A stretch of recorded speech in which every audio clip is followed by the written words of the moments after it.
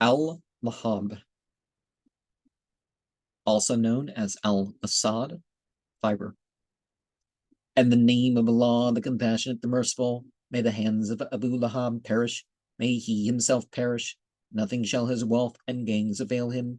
He shall be burnt in a flaming fire, and his wife, laden with firewood, shall have a rope of fiber round her neck.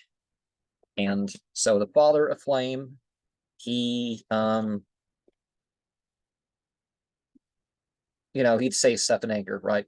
And both him and his wife, who put stuff in Muhammad's pathway to trouble him, both of them,